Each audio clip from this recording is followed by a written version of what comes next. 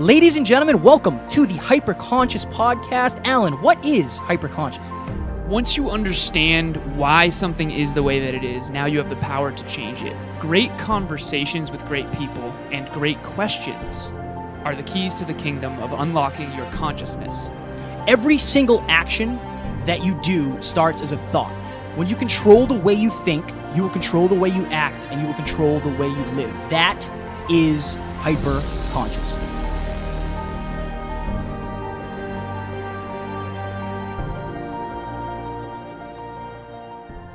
Ladies and gentlemen, welcome back to another very special, as always, episode of the Hyperconscious Podcast. Alan and I were lucky enough to sit down with Dr. Nikki Starr, all the way from Colombia, believe it or not, when we podcasted with her. She is a conscious living influencer. What does that mean? So she basically hosts events where she gets couples together and gets them to do different playful techniques to try to reinvigorate the passion in their relationship. She's traveled all over the world. She's been on every continent except for Antarctica by the time she was 25. She's a doctor. She is everything, a life coach, a mental health coach, relationship counseling. She does it all. We went super deep in this episode into life, love, experiences, fear. Dr. Nikki Starr is next level. Definitely one of my favorite interviews we've done thus far. Yeah, we both took pages and pages of notes here. Don't miss this one. She has so much life experience. She's been all over the world. Yes. You know? We hope you guys enjoy it as much as we did recording it. And we will talk to you soon. Bye. No. Geographically?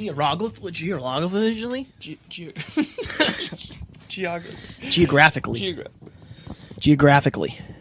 This is cool. So I would say make sure that pretty face is showing. Yes, true. They're going to want to see that thing. They're going to want to see that thing, Alan. That face. You good? Ready?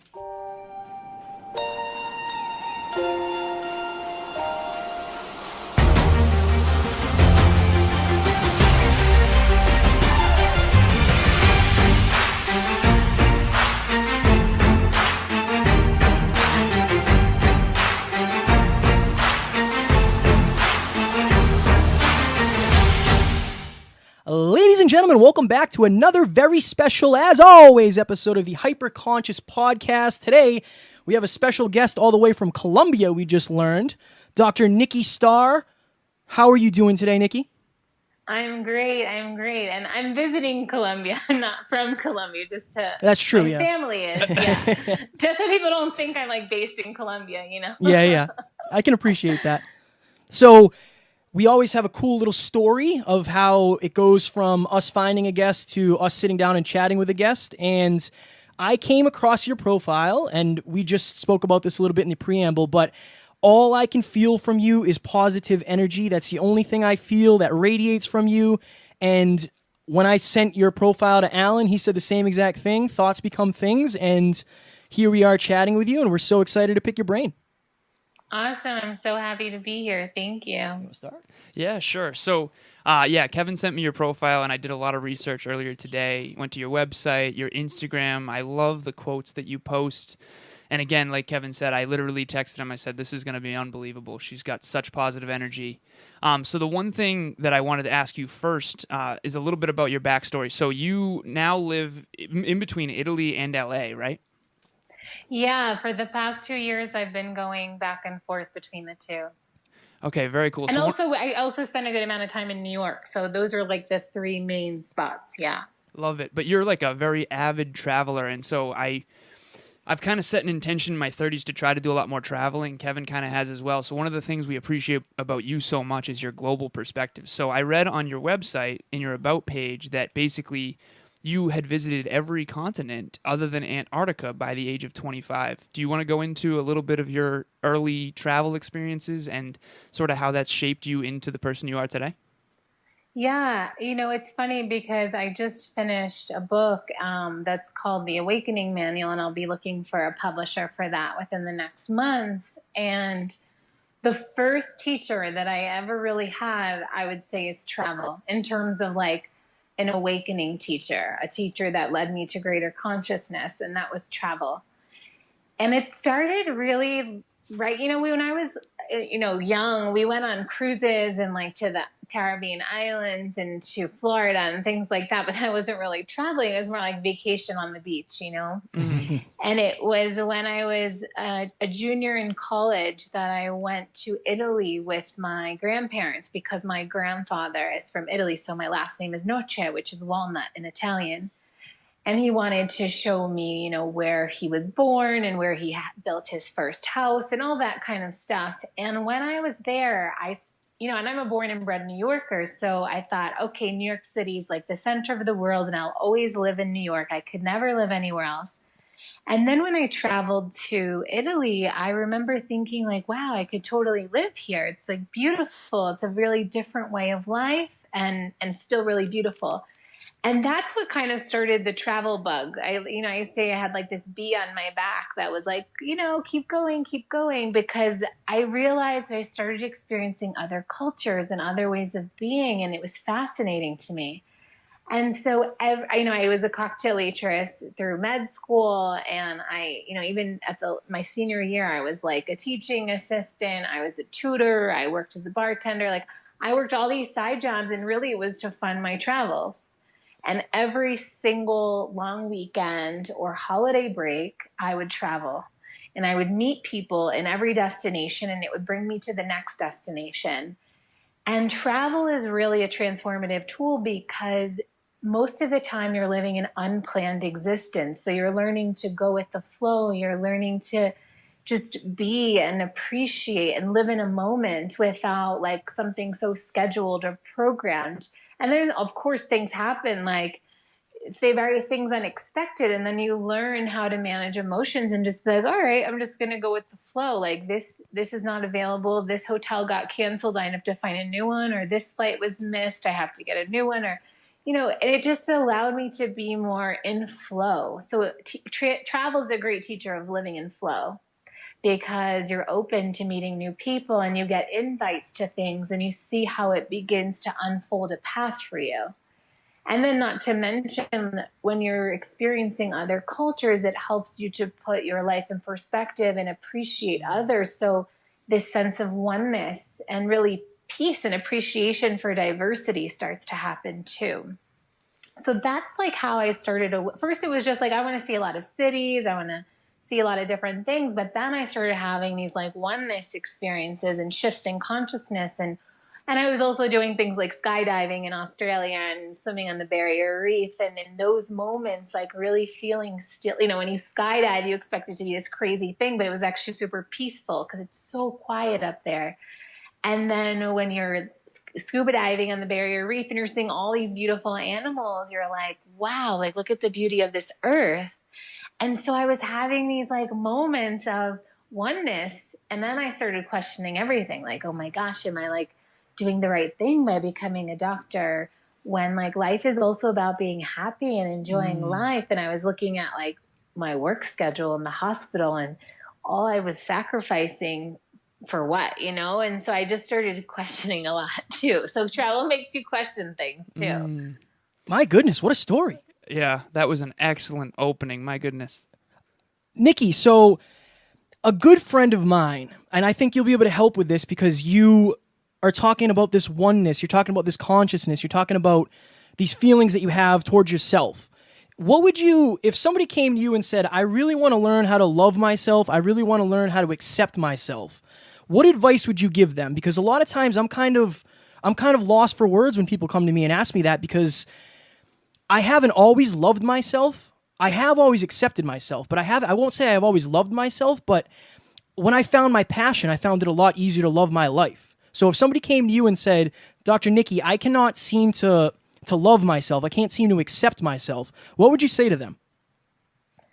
I would say that each one of us is incarnated with a really unique blueprint. And we are so unique, and that the exact uniqueness that we are is exactly what's needed in the world. So in order for us to attract all of the experiences and all of the opportunities and all of the people we're meant to have in our life, we must love ourselves and be ourselves, because oftentimes there's this need to want to fit in or do stuff, like be a people pleaser, like, oh, I need to do this because I think this is what the person wants. where really when we're our true authentic self, it acts as both a filter and a magnet.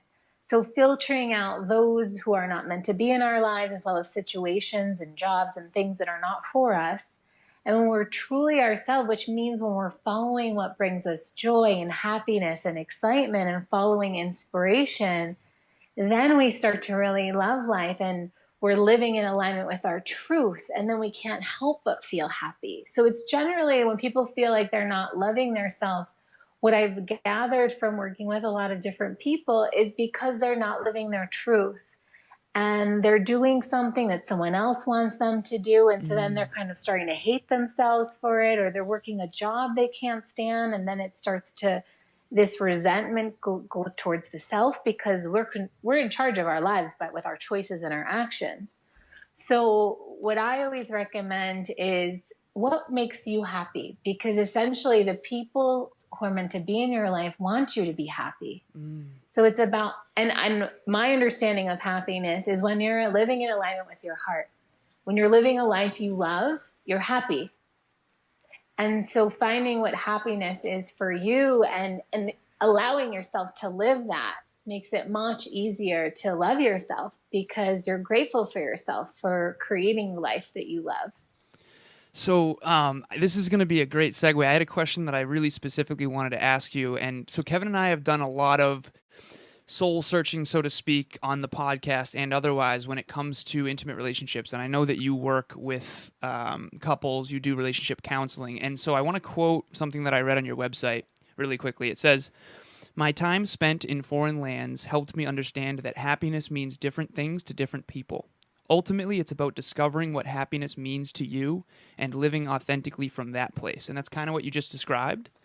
Yes, exactly. The question that I have for you, and this is kind of something that I've been very curious about earlier today, was you do a lot of relationship counseling. What do you find are the most common pain points and sources of unhappiness in marriages and long-term intimate relationships? Ooh, going deep. So it becomes about habit. So that's often the biggest pain is when you start to take the person in front of you for granted and thinking that they're always the same instead of seeing them every day with new eyes, because in every breath and every moment we're changing. And anyone on a spiritual path knows that they are not the same person they were last week or a month ago. And everyone is on a different timeline in terms of how fast they're transforming. But often what happens in great relationships is when you're playing leapfrog, which is where one person's kind of ahead and then the other person's ahead. And then the other one goes through healing and then they're ahead. And so you're constantly helping each other get to the next point without saying like, oh, he responded like this, so he's always going to respond like that. Or she did this, so that means she always does that. So it's really allowing our partners to change and to see them with new eyes, because also since we're co-creating reality, if we put people into boxes, they stay like that.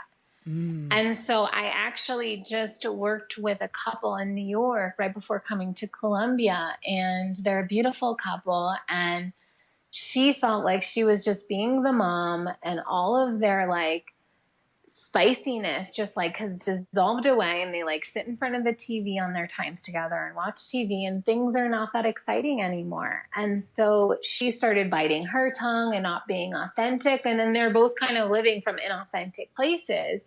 And so sharing about masculine feminine dynamics and polarity work and understanding that we need that polarity, where, for example, most of the time women want to be feminine in the relationship, which means like surrendering and like giving space for the man to take charge, because generally the man wants to be the masculine. But a lot of times women are in their masculine mode for work, and then they come home and they're still in this masculine mode. So then you have two alphas like fighting, and there's like no sexual delight there because like it's like two guys. Or the opposite, when you're both cuddly on the couch and you're like best friends, versus needing the polarity for the sexual attraction to continue on beyond time. And that requires like, it's a dance, it's a consciousness practice of like, okay, what does our relationship need in the moment? Maybe she needs to be a little bit more like damselly in distress of like, so darling, what are we going to have to dinner tonight? As she like lays across the couch, and like playing with it. Right. And so I think that a lot of times couples get into habit, and that really like kind of kills kills the whole juiciness. You are number one. You're blowing my mind. Yeah. I want you to know that. If you watch on camera, Yeah, we have this on we're YouTube. just looking at each other like, oh wow. Yeah. Your ability to concisely just break down the question into an answer with no wasted words, it seems at all, is blowing my mind. Yeah, we're trying to get on your level for right? sure. So Alan thinks he can quote. I can also quote. So I was reading your Instagram, and one of the posts you put up was that you will be disappointed. The art is in shrugging it off and keeping your heart open. Can you just dive into what that means to you and a takeaway for the listeners? Because we always talk about failing forward. We always talk about...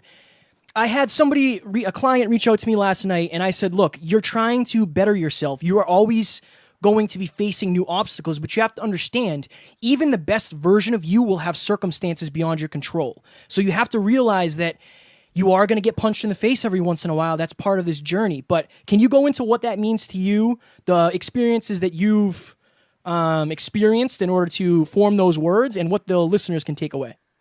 Well, I mean, every day we're disappointed to some extent because, well, I guess first it comes from the way the human mind works is from expectation. So for me, this idea of like, oh, you can't expect anything, it's kind of like going against our nature as humans. Of course, like when you mean expectations, it's small things. Like you expect that when you arrive to a party that there's going to be your friends there. And like these small expectations that we just put things in boxes and categorize them. And that's just how the human mind works. And we think that when we arrive at a certain place or we meet with our family members or a loved one and they say like, okay, we're going to go to dinner tonight. And then they change the plan or they cancel or they're not ready or they're too tired. Then we feel a disappointment. It's like natural, right? Like plans change. Situations don't always go the way we think they're going to go. Maybe they go better. Maybe they go worse. And so this is part of that, like living in flow, like trusting, like, okay, like this person's not showing up for me or this, I actually have it, or this event didn't happen or, all these little things, like even recently, like it's not really a disappointment, but I was planning to have another adventures in intimacy when I'm in New York this time. And I kept thinking of having it for these 3 certain days. And then I forgot that a client had sent me an invitation to her wedding and she's Indian. So her wedding is a 3-day wedding. And 2 of the 3 days that I wanted to have the event was overlapping with her wedding. And so I realized like, oh, that's why I wasn't finding a space because I'm supposed to go to her wedding. And so this is like kind of what I mean. Like I could have been like super bummed that like a place I often have this workshop doesn't have space because they already are booked out.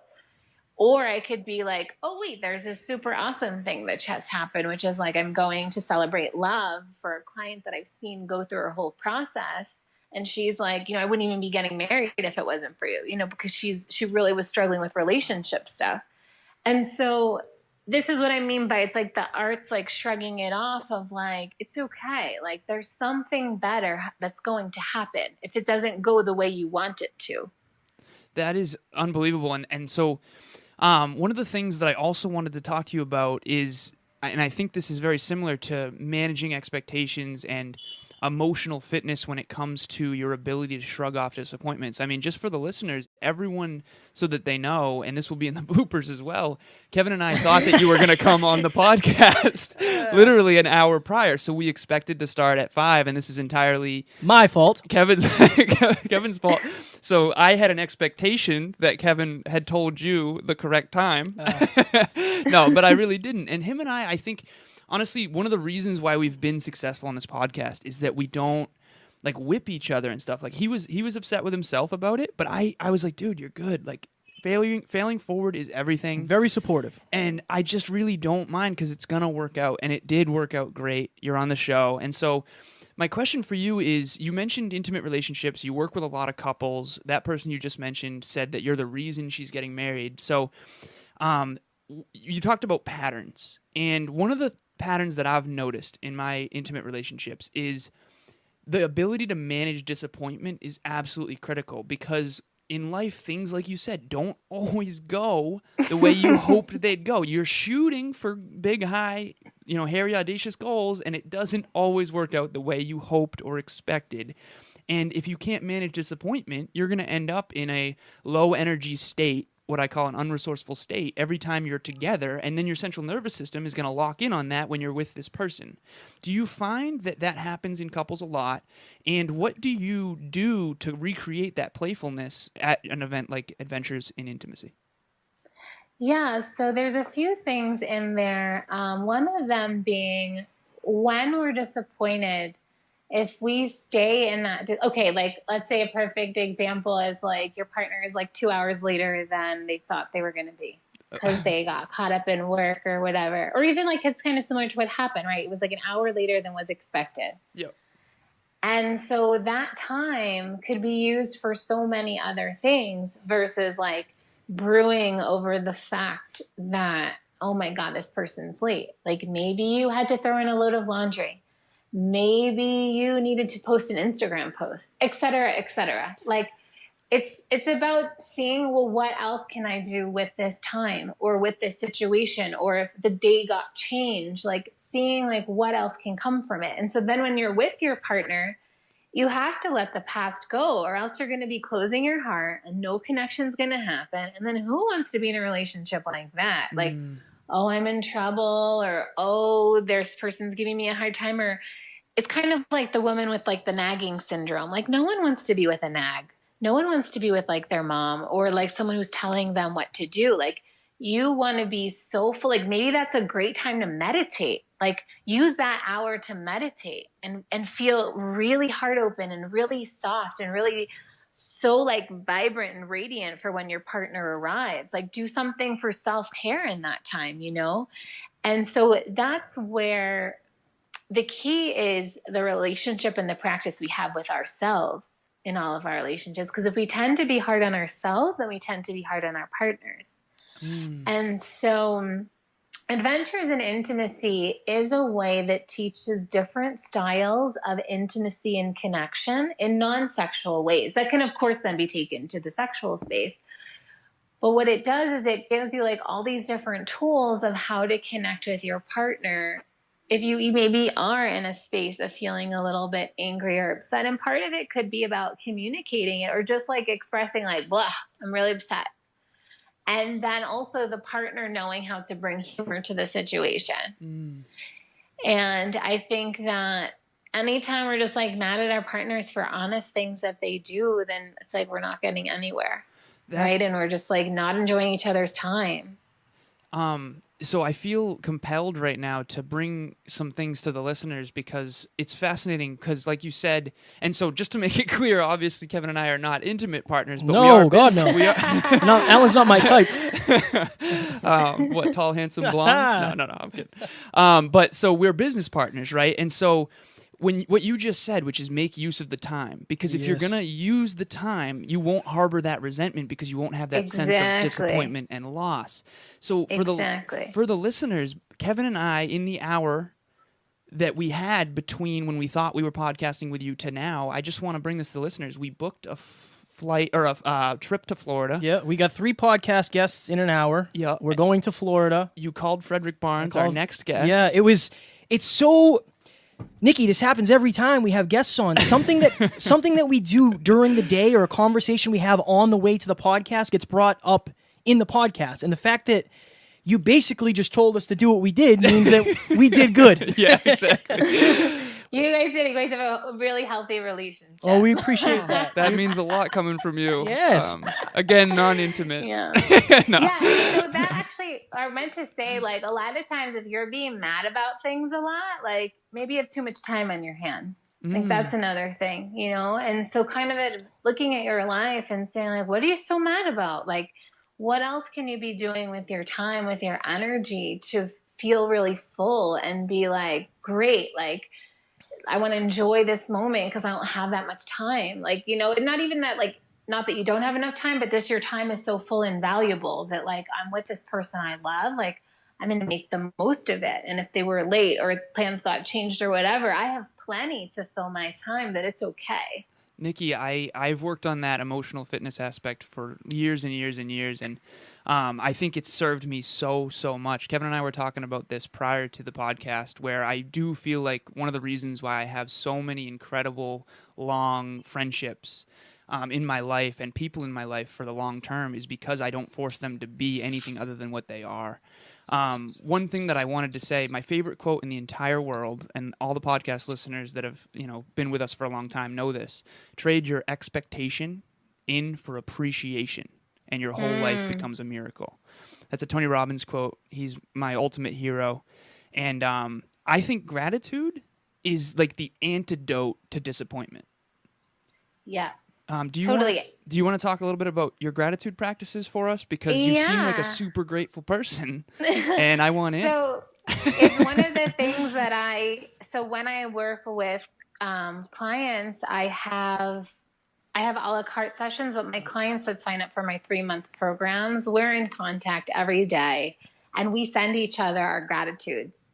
And we write 3 things we're grateful for every single day, and we exchange them. And so it's kind of this like buddy system that keeps us accountable, and it brings us closer, and it helps me understand them better. And, they get to know me really well too. And it's just amazing, like the miracles of the things that happen because of gratitude. And it's one of the first things that even if people already are on a spiritual path and they know about it, usually they've never done it to that level, to having someone witness their gratitude every day.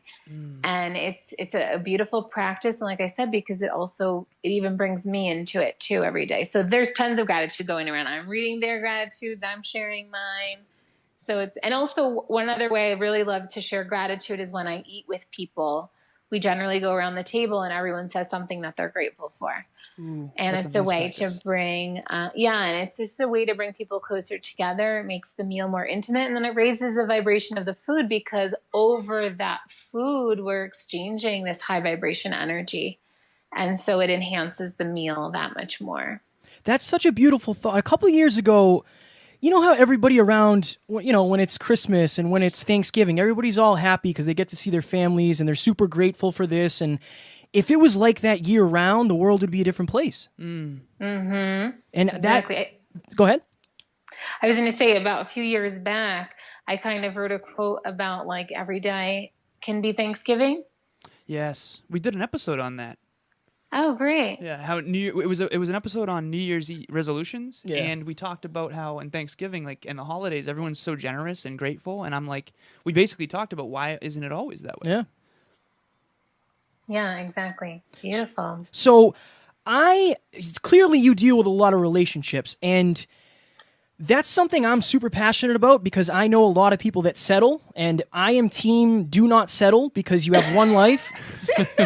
Same, I'm same. But don't some people look at you like you're crazy when you say that? Maybe not you because you're the coach, but a lot of even TV and movies, it's like if the guy's not miserable and sleeping on the couch, it's not a sitcom. That's how it is. That's how movies are portrayed. That's how a lot of things are portrayed.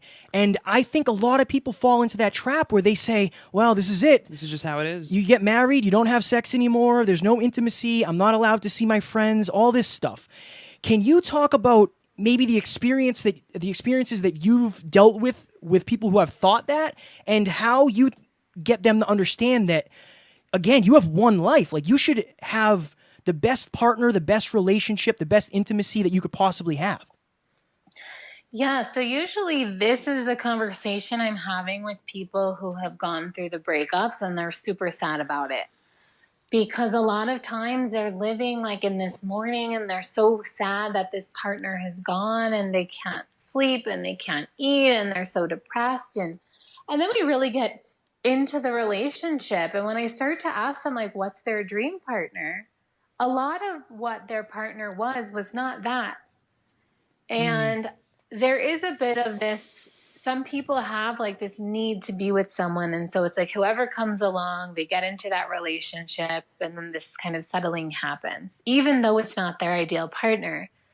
And what I've seen oftentimes over and over is that when the person gets really clear about what they want and what they're willing, like what are their absolute no's and what are the absolute musts, then they're really surprised by the different kind of partner they attract. And also those that really start to take care of themselves. So this like self-love aspect, because a lot of times in these dysfunctional relationships, people don't have a good relationship with themselves. And then that's why they don't have a good relationship with their partner. So it really comes down to like self-care and self-love for everything, because that's going to be the caliber of the relationship you attract in your life. That was so I have another question that I really wanted to ask you, and it's a perfect segue from what you just said. I actually just got out of a very serious relationship. There definitely has been some mourning. You had a quote that hit me pretty hard today, and it was this: "You can mourn what's been lost or celebrate what was lived. You decide how to perceive this human experience." Now, it was my choice, to leave this intimate relationship because I believe that we had some core values in conflict. And just to make it clear for everyone, I love this person dearly, always have, always will. She was my high school sweetheart. And so there's nothing bad that I want to say about her. But I do think that we had goals in conflict and some core values in conflict. And so what is your take on someone in my position in terms of, I do feel like I'm far more clear on who I am and who think I can create a long-term, sustainable, intimate relationship with. What would you say to someone in my position in an effort to try to move on and maybe turn this pain into power? So, well, I had a similar situation where I had a 9-year relationship. He was my boyfriend through high school and college. And then I realized, like, I need to travel the world. I'm not ready to get married and have babies and all this stuff. And so I ended it with him. And, he actually recently just messaged me, and he went on, he got married, he has 2 kids now. And we have a deep love that will never go away, ever. It's not possible. Like, we love each other. And the circumstances weren't because we fell out of love, because the sex was great. Everything was great, except I wanted to go on a journey.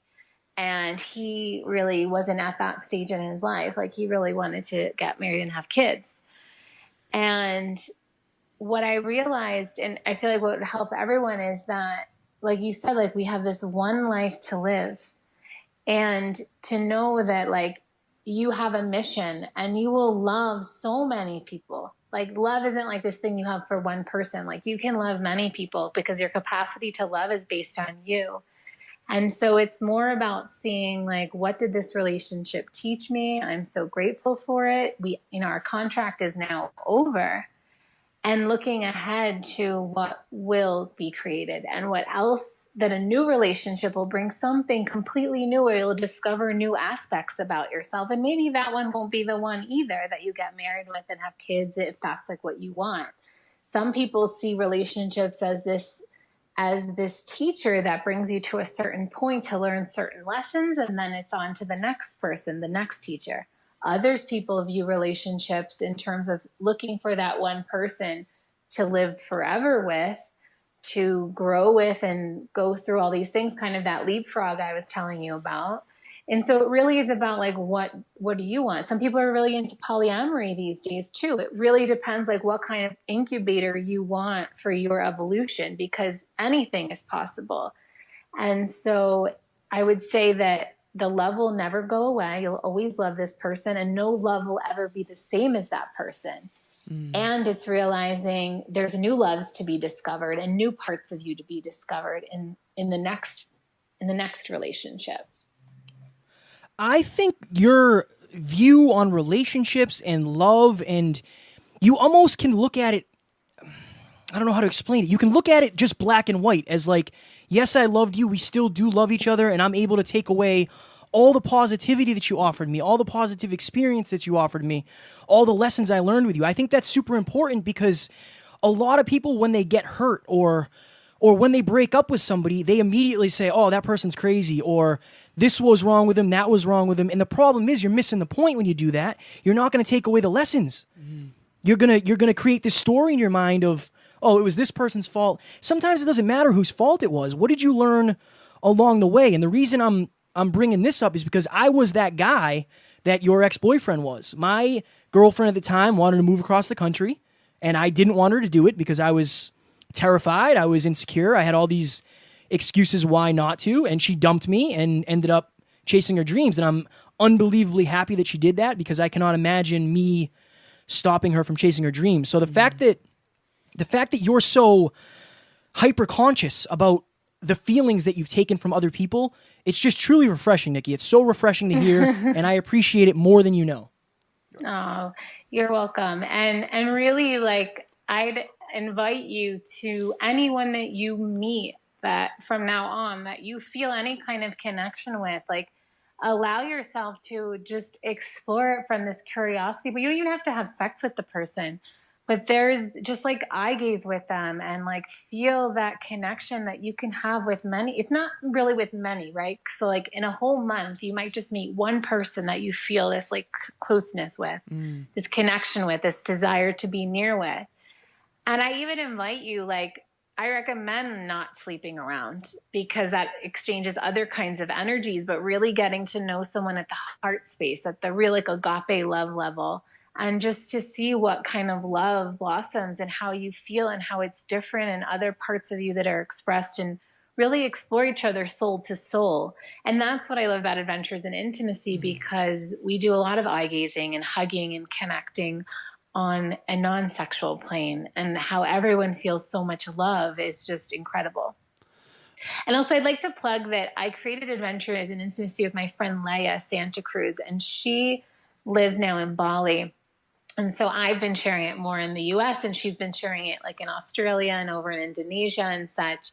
And it was created because she had this guy that she was starting to connect with, that she wanted to do these experiences with him to get to know him better. And they just got engaged. And so it was really beautiful how like love did inspire Adventures in Intimacy, but now it's more people that attend or people that are not even in relationships. Wow. So, I love that. There's always a great story behind every great creation, and I'm glad that you plugged that because you didn't want to take full credit for it for someone that it was co-created. So that's awesome, and I hope that you two have an awesome partnership in business and in life as well. One of the quotes that I wanted to mention to you, and this goes hand in hand kind of with what Kevin just said and what you said prior to that. You wrote this: "In life where your love is not received, it will hurt. You'll want to give, or you'll want to close. Perhaps you won't want to give it again."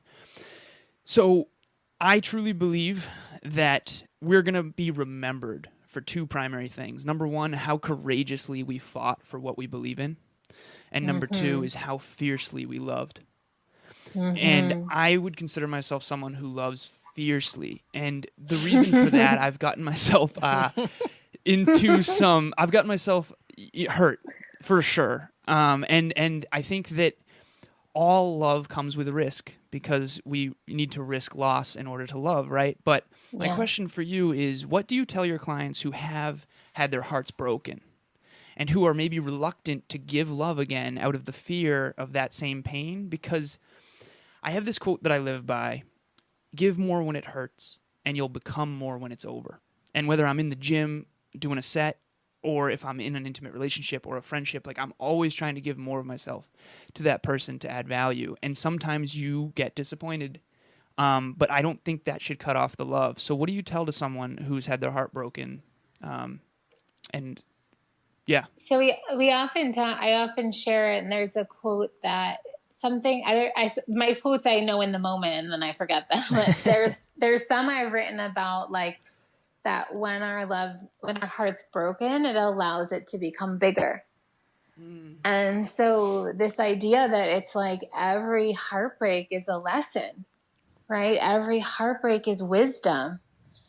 And it is about the risk benefit, but the greatest tragedy, this is one of my favorite quotes I've ever wrote, like, one of the greatest tragedies in life is love left unsaid. So this idea of, like, you don't want to be wondering, like, that's the worst, right? Like, why didn't I show up to the moment? Why? Like, you can regret more not loving than having that heartbreak. But really what I have found is heartbreak can be one of the greatest catalysts in our awakening journey, in awakening us to more consciousness, more love. it's oftentimes the fuel that causes people to start new businesses, to transform their lives, etc. So for me, it's always like, it's okay. Like these wounds, they're like the growing pains of your heart. And you'll always remember that person. They filled your heart with so much, and now it's reached its capacity. It's broken. It hurts, and it will heal that much bigger. And you'll have that much more wisdom. So I'm definitely a better to love and lose than not love at all, because and I can say, like, I've loved so many times. Like, my life has been so amazing because, like, I also have this huge capacity to love, and sometimes it scares people. Yeah, definitely does. Because, like, I'm like, all right, let's do this. Like, yeah. And I wouldn't have it any other way. And those who, like I said, it's the filter or the magnet. But like I've experienced such deep loves all over the world, and it's been so beautiful. So we're talking about you were talking about consciousness. This is the Hyper Conscious podcast. Can you go into meditation? And I have tried to meditate, and I really struggle to turn off all the things going on in my head, because my head, Nikki, is always going. There's always something going on. But that is something I told Alan. I took a nap this afternoon and I listened to positive affirmations as I fell asleep. And I actually fell asleep to them, which I rarely do. And when I woke up, I felt, honestly, no bullshit, I felt like a different person. I don't know how to explain it. I was happy as a pig in poop. And it really set my day off in a positive manner. But I know a lot of people struggle to meditate, and I'm one of them. Do you have any tips or tricks on how to start and how to not get frustrated when the practice doesn't go the way you expect it to? There we go again with expectations. Yeah, I'm so happy you brought this up, because I created an online meditation course called The Power and Practice of Meditation, and the next one starts September 26th. And essentially in this, it's a online course that's online classroom, and every week I take you through about 3 to 5 different types of meditations. So the biggest misnomer about meditation is people think like, oh, I'm meditating, I have to clear my mind. But actually meditation is a practice of concentration. So the actual practice, so we call it a meditation practice, because you're concentrating, doing the action. So whether it's focusing on your breath, listening to the waves of the ocean, whether it's mindfulness and paying attention to the details of the moment and being aware of your body and your being. So every kind of meditation practice is different. It can even be going on a journey and listen to the words of the person that's guiding, or a visualization exercise. So the practice of meditation is the act you're doing, and the byproduct is because you're concentrating so well and focusing your mind instead of letting it go off in all different directions, then you don't have any thoughts because you're so focused on what you're concentrating on. And then that opens up a whole space for you to get into that meditative space where you feel that peacefulness, that void of no time, no space. And sometimes like a lot of time can pass and you're like, oh my gosh, like that was 20 minutes. Or that's when you could feel like it was 2 hours and it was like 3 minutes. So meditation is so powerful in terms of expanding our consciousness because it gives us superpowers too. And in this online meditation course, that's the second to last week, is we talk about the superpowers that meditation gives you. So all of these things like psychic abilities and clairaudience, clairvoyance, all these things that people think are supernatural, they're actually human potential. And people are not using these muscles, but meditation is that doorway that allows you to start awakening and activating these other capacities that you already have. Interesting. Have you ever heard the phrase that it's the silence between the notes that makes the music? Yes. Do you feel that way in your life when it comes to you visualizing in these moments of meditation where, for me personally, I have several moments where I'm fully immersed in the moment. I'm usually listening to something specific. This is usually early in the morning when I first wake up, like 5 a.m. I'll be out by the lake. And I just have all these things flood into my mind of like the future kind of. And I feel like those moments, I have a level of certainty that these things are going to happen one way or another. Can you talk a little bit about your visualization practice and kind of how that's manifested in your life? Yeah, so exactly what you're talking about. So another way that you can view meditation, it is a spiritual practice that opens you to other, you can call them dimensions, spaces, to the divine, to God, depending on what you believe in. And you do receive like a quote unquote a download where you will get an idea. Like it's almost like this other voice. It could be a voice, it could be a thought, it could be a vision, but this other information comes in that's much different. It's a different quality than your typical mind chatter. Yes. And that's the point of the meditation too, is to open to receive, create that space to receive, create that pause to receive whatever inspiration. So it increases your efficiency, it increases your capacity to create and do in the world. And even using, and that's one of the meditations I share in the course, is you can use the meditation to help manifest things in your future as visualizing future events that you want to create, because all thoughts become things. So this idea of if you can think it, it can be. So just the fact of you using your thoughts in this space is really this sacred space of meditation. So it's not just like anywhere that you're just daydreaming in traffic, but then you're interrupted, etc. But you're really creating this time of like, okay, I'm meditating these 20 minutes. And right now I really need to get a new car.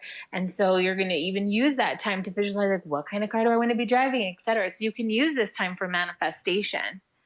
And you'll really be surprised at how powerful it can be. So I live my life by a very simple philosophy, and this, again, is what Tony Robbins says: success leaves clues. You're positive energy, you're very happy, you're very in the moment, all things that I aspire to for sure and work on. We're all a work in progress. The reason why I want to ask you this is you're so happy and positive, and I want to be that as well. I know that behind the scenes, when we pull back the curtain on this podcast, there's rituals behind it. Like me and Kevin are in shape. It's not because of we just showed up in shape. There's rituals that we have that we always do. Every day. Literally, I never miss the gym. Almost never. I can count on one hand in 2018 how many times I've missed the gym. So for you, what are your meditation practices? So, like, do you meditate first thing in the morning? And if so, for how long, if you don't mind for the listeners to, and for me, Yeah, to figure that out? sure. So I would say I have found that first thing in the morning, I'm very inspired to write, actually. So I don't do mine first thing in the morning. I do tend to do it either midday because I like to be like really present to it. And also right before going to sleep too, I have a moment where I do certain prayers and certain rituals. And I do, so I do use prayer as well, like in terms of connecting to the forces that I feel are supporting me. Like you can call them spirit guides, you can call them, forces of unconditional love, whatever. Everyone has different things they call it, but I take a moment to connect and give thanks for all that I've received, and then also to connect with and say, okay, these are the things that I'm looking to co-create in this moment. And then when I sit, it also helps me prepare for my sleep time. But I'd say my favorite time is in the middle of the day because I feel like I'm super present and aware, and that's my favorite time. Because that's the thing, you don't want to be falling asleep. You want to be really present in your meditation. Like some people think, oh, I'm going to meditate so I can fall asleep or relax. But that's actually not the point. It's just like you're super present when you go to the gym. You want to be super present when you're meditating. I'm glad you made that distinction because Yes. I have definitely fallen asleep As mid-meditation. have I. So, Nikki, there's a question. So you guys actually would be great for you guys to work out, to meditate after you work out, because after you move the body, it's really easy to be still. I appreciate you saying that as well. So I recently, it's funny, I started doing that 2 or 3 months ago, and we're running out of time, so Kevin's like nudging me. Right, as I always do. But real quick, I do, just for the listeners, it's super simple practice. I just put on one specific song. It's actually Circle of Life from The Lion King, and I just sit there and zen out for 5 minutes. That's it, every day after the gym, and then I foam roll, and then I'm out and off to my day. So if anyone wanted to know my practice, there it is. Nobody cares. Yeah. So, Nikki, there's a question I ask every guest we've had. I can't talk. What do you hope to accomplish before you die? My favorite question in the world. So I'd love to have multiple New York Times bestselling books that transform people's lives and give them the inspiration and the courage to heal and transform and live a life they love, a healthy, happy life. And I have like 7 books that I already have a list of 7 that I know I'll write. And so I'd love for those to do really well and reach a lot of people. And I also would love to help create communities around the world. And right now I'm starting the phases of creating a community in Los Angeles or in California. Actually, today the call to community went out to a group of people. And I feel that community is a really amazing way to reorient humans to live together with plants and live in connection with the earth and each other, and really learn compassion and really learn what it means to be a super individual where like you're highlighting each other's differences. It allows that group to then create and do so many things. So my idea is to help create healing community centers where they are sites that people just go and you feel healed just from being on the grounds. And it's a model for humanity and for the future of humanity of how we can coexist in sustainable ways together. And I'd also really love to reach people on media, like millions of people on media as a conscious living influencer, and to really help to create major change in terms of conscious living. So being mindful of every aspect of our life, from the things we buy to how we eat, to how we sleep, to our relationships, etc. So really continuing to grow, I guess, who I am as an influencer and reach millions and millions of people. Beautiful. For the listeners, I just want everyone to understand like how crystal clear you were on all those answers. Like your true north. I talk about true north all the time. I wear a necklace in our avatar. It's on there. I always talk about having a mission, a purpose that's very clear. You have it written on your website, and then you ask that question. Or Kevin asked that question, and you have all of these answers. People think I'm crazy when I already have 5 books I want to write and all this stuff. So I loved that so much. And just so the listeners understand, like the reason why I think part of the reason why you feel so fulfilled on the day-to-day and in your journey is because you've chosen a self-designed destination. People always say it's all about the journey, but the destination impacts the journey. So I wanted to bring that to the listeners. And then I have a question that I ask every guest, or that I'm setting the intention to ask every guest. And that is this. I believe the truest part of us, the true north, lives within the part of us that never changed. What about you never changed? Well, the 2 answers are coming up in terms of heart and soul. And so I feel like our soul is a program that lives on us beyond space and time. So past lives, future life, my soul will be the same. And my soul is a soul of service, a soul of love that's here to help humanity in all of my lifetimes. So I feel like that part of me existed even when I became a medical doctor, to then becoming a yoga teacher, a coach, a conscious living influencer, etc. So I'd say like our soul, like the true essence of our soul. And to me, I feel like a lot of that lives in our heart. And like when we're living in alignment with our heart, we're living in alignment with our soul. And to me, like that's the part of me that will never change. Like even if my physical appearances change. And so I share this in many things of how like our eyes travel with us through every lifetime. So just looking into someone's eyes, it's like, you can feel who they are. The eyes are the windows to the soul. So beautiful. As many people say.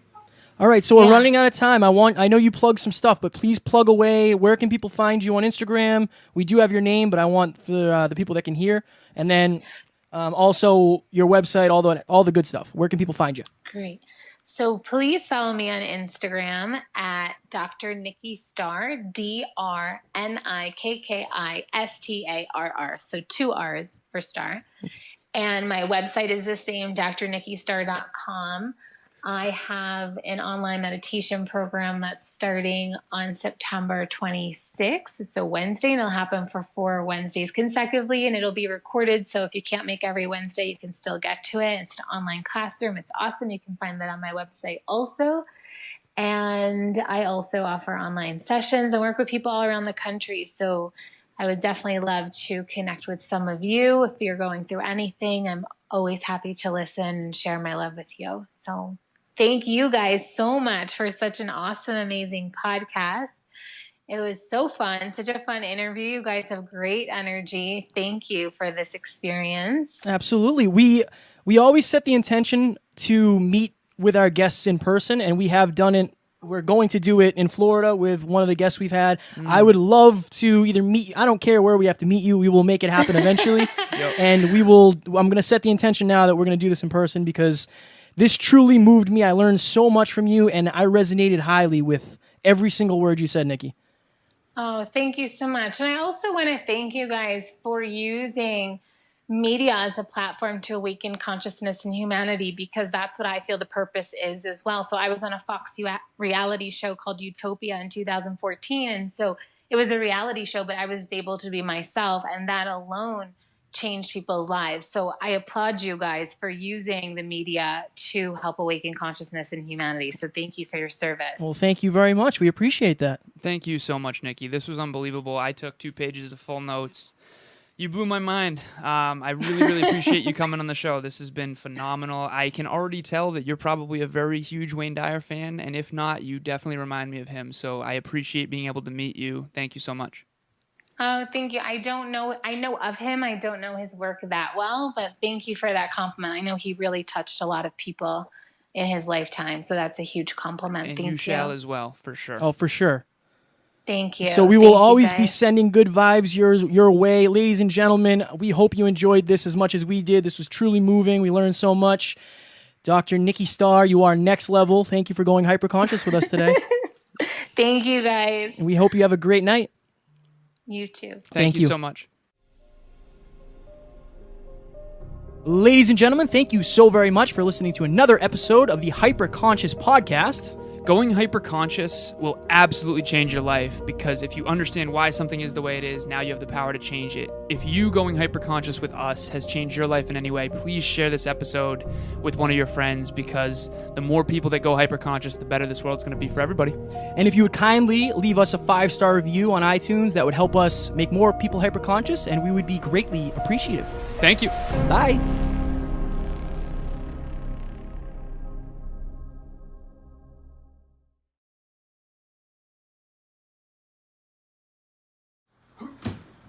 Why is it always FaceTime, man? Every time I hit it, it goes to FaceTime. Which one's audio? This one? It's the phone. That's what I hit. Yeah, but your fingers are too fast. No, dude, it hits... So you hit the whole thing. You make sure you hit just the button. I got these fat fangs, Judge. Yes, you do. Fat fingers, Judge. Let's double check. Oh, yes, sir. Alright, is that? Yo, yo, yo, yippee, yo, yippee, yay. I said the hip, hop. Hippie to the hippie to the hip, hip, hop. You don't stop the rockin' to the bang, bang, boogie, and you better keep the rhythm and the beat. Well, I said Eastern. That's my thing. Oh, we are Eastern Standard Time, but you didn't re-specify. I didn't re-specify. So you should have said, how's 5 p.m. EST? I should have said that. So what is 5 p.m. her time? Because that might be when we're podcasting. Podcast at midnight tonight. Ladies and gentlemen, Mr. Kevin Paul Mary in the house. I share my time between Los Angeles, New York City, and Italy. So let's hope it's not Italy. Extra yesterday. Tonight? It's extra yesterday. Okay. Or Saturday. And you probably said, can't wait for 5 p.m. I did. This Monday at 5 p.m. This is going in the fucking bloopers, dude, for sure. No specification. I dude, understood fail forward. early Zero the words. EST. Tonight. Oh, been with you here for so long. We take full responsibility. I think she's in London, maybe? Hey, Nikki. It's Kevin. I done fucked up, and I'm sorry. I realize I didn't specify Eastern Standard 5 Time. p.m.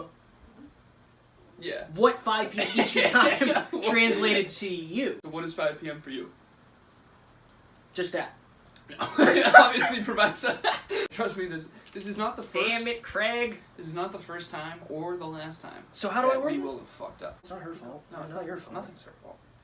Everything's Kevin's. Everything's my fault. Everything's on fire. And to think we were worried about being late. We're probably 5 hours early. I hope it's only 3. We're gonna peel off a sip peel win. Maybe we won $1 million. This might cheer Kevin up. This coupon is not a winning game piece. Any size hot or iced latte, macchiato, cappuccino, or Americano. Americano? Is that even a thing? Yeah. For $1? What is an Americano? It's like an Italian drink of some sort. I think it's got some espresso in it. Why is it called Americano if it's an Italian drink? I wanted to ask her take on... Well, that's too damn bad, huh? Because now it's never going to happen. Where are you currently located? It's very stalker-esque. Right? Where is your current location? Can you drop me a pin, Carl? Should I say what time zone have your travels taken you to? No. And what time zone do you find yourself in right now? I think that's a good question because you travel so much. This is going to be the best bloopers ever. I feel like an idiot. Well, so ladies and gentlemen, Growing Pains Part 3. Right. Let's do it live right now. Yeah, let's do it live. Fuck it, we'll do it live. Stupid! Your Me so horny, me so stupid! Wait, what's that from? 40-year-old virgin. Oh, yeah. 1 and 2. 1 and 2. And 1 and 2. Okay, And I cut the wrap up. and 2. Now we don't have a guest, I don't know what we're gonna do. I hope we fish. What time is it in Italy right now? It's 11:12 p.m. in Rome, Italy. Oh, that would be less than ideal. Oh wait, on what day though? See, this is what happens when you don't have a global perspective right here. How do you think outside the box, folks, when Kevin lives in one? Hey man. See, this is what happens when I'm not in charge of the guest. Just so everyone knows. Tell me you need me. Tell me you love me. Kevin was nervous. And He then was a I'm- little bit nervous. He's an artiste, garçon. You ever seen so many trophies up close? Yeah man. Been to my house?